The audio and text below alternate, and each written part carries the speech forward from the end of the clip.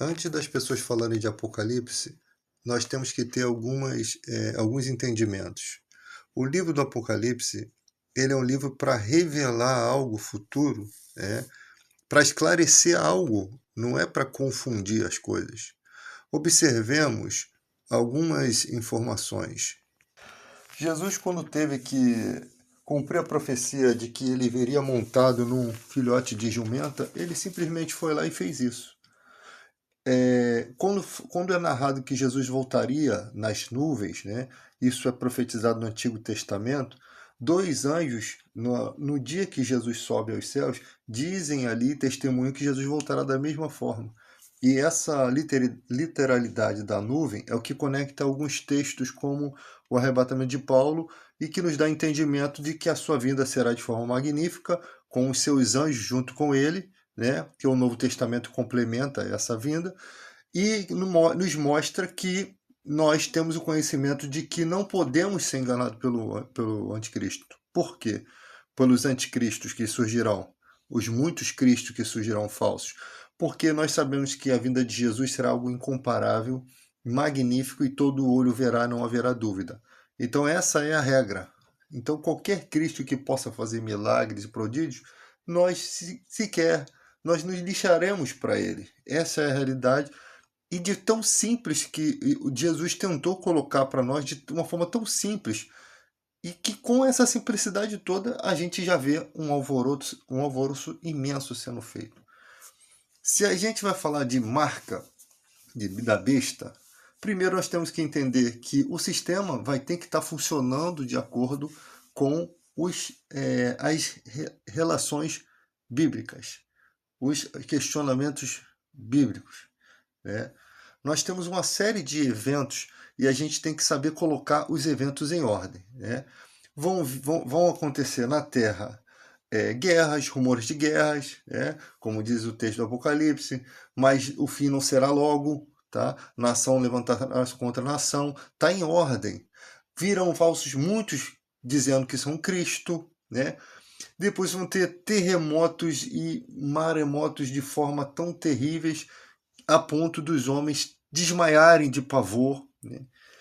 Isso tudo como as dores de parto de alguém que vai vir nessa terra de uma forma totalmente esplendorosa. A primeira vez que Jesus veio despido de sua glória. Dessa vez ele vai vir revestido de toda a sua glória, com escrito nele Rei dos Reis, Senhor dos Senhores, já entronizado, com todas as milícias de anjos, ele voltará aqui nessa terra. Então, ele voltará para reinar o milênio. Mas antes disso tudo acontecerá essas tragédias todas. E quando Jesus estiver vindo, ele vem exatamente nas nuvens, que é literal, no momento para destruir a besta e o falso profeta, que já escancarou o mundo, já destruiu muitas vidas, porque até os que dão testemunho deles, contra eles, os que estavam testemunhando, as testemunhas mártires, serão decapitadas e depois ressurgirão, serão revividas para viver o milênio com Cristo. Tá? Então a maioria das pessoas, quando vão debater Apocalipse e tal, elas nem pegam o livro para ler. E há uma coisa esquisita, por quê? Porque as pessoas têm o livro na internet, mas as pessoas não conseguem abrir o livro e estudar o livro. As pessoas conseguem vir debater Apocalipse sem nem sequer dar uma folheada no livro de Apocalipse. Tem gente que só ouviu falar. Então isso que me deixa inculcado. Como que as pessoas querem debater uma coisa que elas nem leem? Porque tem muitas informações aqui. Tem uma besta que vai ganhar poder de outra, que vai ganhar uma imagem que vai ganhar vida, entende? Então tem muitas coisas aqui que precisam ser entendidas, mas as básicas, as fundamentais, são essas. Que o Apocalipse ele é uma revelação para não para esconder as coisas, mas para mostrar, porque as pessoas são tão simples que elas se embaraçam por qualquer coisa. Então o evangelho é muito simples. Você vê que tudo no Novo Testamento é simples. Você confessou o pecado a Deus, você já está perdoado, não precisa de rituais nem nada. Você tem uma interação com Deus como o seu amigo pessoal. É tudo mais simplificado. E mesmo assim, as pessoas tendo o Espírito Santo intercedendo por suas fraquezas, como os cristãos, não conseguem ainda enxergar a um palmo à sua frente. Há muita infantilidade na igreja no Brasil. Você vê crianças ministrando besteiras no púlpito, adultos ministrando besteiras e pessoas financiando e tornando essas pessoas ricas. Você vê pessoas místicas na internet que inventam um monte de história e as pessoas vivem ainda com essa questão de conspiração e elas adoram seguir esses falsos ensinamentos que não levam a lugar nenhum. O cara simplesmente achou uma forma de enriquecer. Ele pega uma mistura de um conhecimento com uma coisa, um acontecimento atual, ele mistura, embanana tudo e se tem como sábio. Só que não tem sabedoria nenhuma nisso. Simplesmente ele está se passando por sábio para poder ganhar, continuar tendo notoriedade, ganhar dinheiro, né? Então, você percebe que as pessoas são facilmente manipuladas por pessoas tolas, por pessoas que não têm nada para acrescentar. Imagina se Deus dificultasse também o Apocalipse. Então, ele não é tão difícil de se entender. O problema é que ele é pouco discutido, ele é pouco debatido seriamente. As pessoas perdem tempo querendo fazer o ateu virar crente, querendo fazer o judeu virar crente. Parem com isso. Querem fazer o católico virar evangélico. Parem com isso. Pare com isso, vamos estudar o Apocalipse, vamos procurar, porque nós podemos estar vivendo, né, nessa época dos computadores quânticos. A ciência se multiplicaria sobremodo nos últimos dias, disse Daniel. Nós estamos numa situação de uma situação intermediária que nunca tivemos na história, a era dos computadores quânticos, né? Nós tivemos muitos avanços tecnológicos e chegou um limite, e agora há um paradoxo entre a era dos computadores que vão se tornar primitivos para a era quântica, né? Dos computadores mais modernos, com os bytes que não são mais 0 e 1, conseguem fazer cálculos extraordinários de todas as formas, de todos os sentidos. Então, os qubits, né? Então nós temos aqui algumas informações que vocês precisam ler. Então o dragão aqui, ó, se pôs em pé na areia do mar. Aí vi uma besta que saía do mar. E são revelações de João. E aqui você vai lendo, ó, a semelhança dela das ministrações de João com as semelhanças das pregações de Daniel também, das visões de Daniel, tá? E aí você vai ter algumas informações que dá para você analisar aqui. E toda a terra ficou maravilhada e seguiu a besta. Ou seja, as pessoas vão segui-la, né? Adorarão o dragão que tinha dado autoridade à besta e também adorarão a besta, dizendo: Quem és como a besta, né?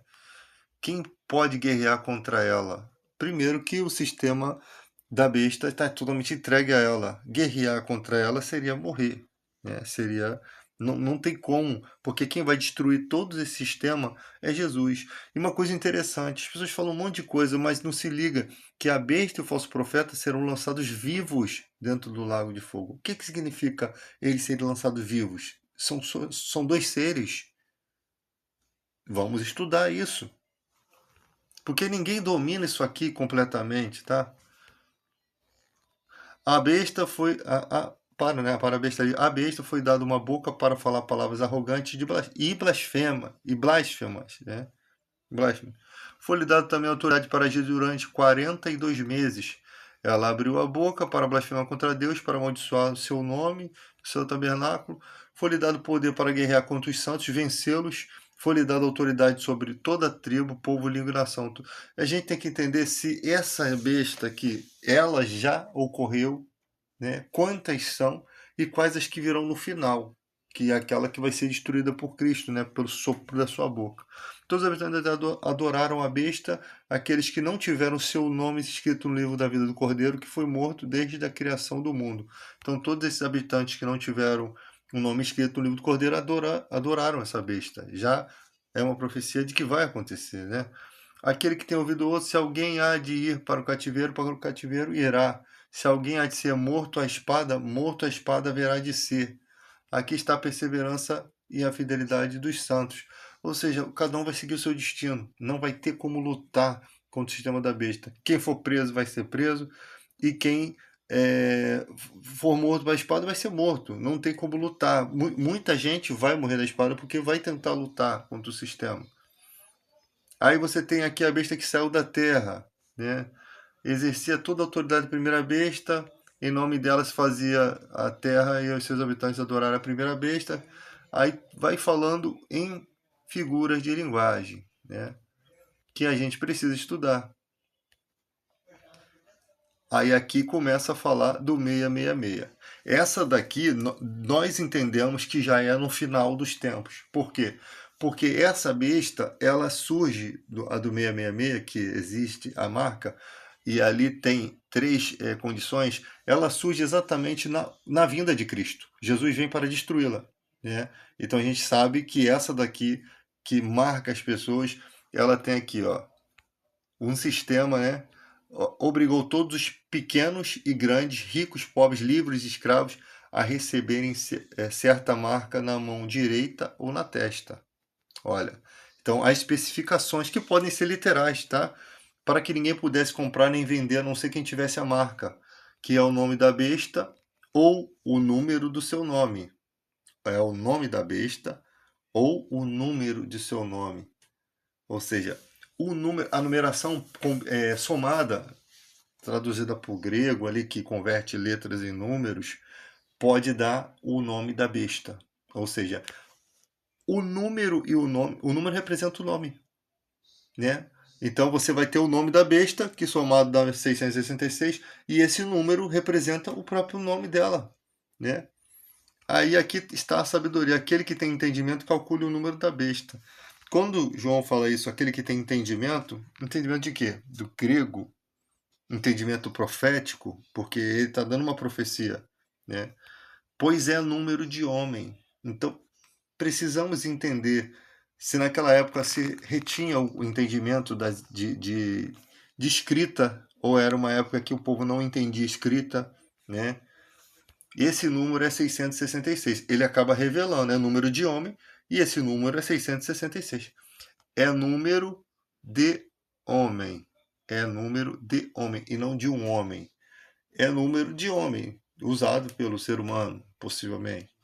Esse número é 666. Ele faz a revelação desse número aqui, né? Então, nós precisamos entender porque nesse sistema que vai estar ocorrendo essa marca, vão ter pessoas testemunhando, e é nesse momento que Jesus vem nas nuvens. Por isso que a literalidade da nuvem conecta o texto de Paulo, da ressurreição dos mortos, da transformação dos que estiverem vivos e reunindo com esses mortos para subir para estar com Cristo.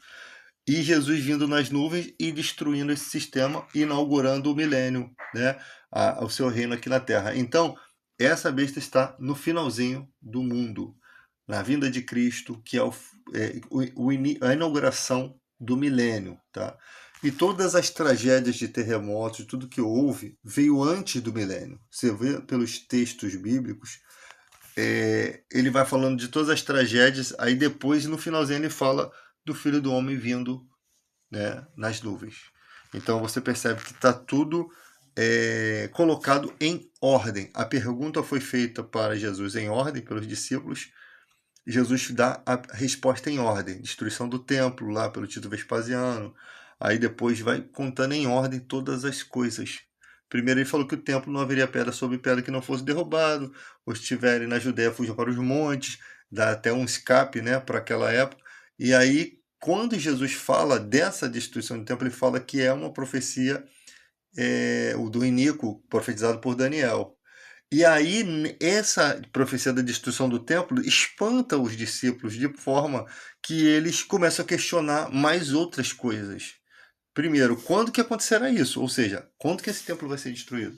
E quando vai ser a sua volta? Ou seja, eles fazem duas perguntas ali e Jesus responde uma e depois responde as outras, né, a outra.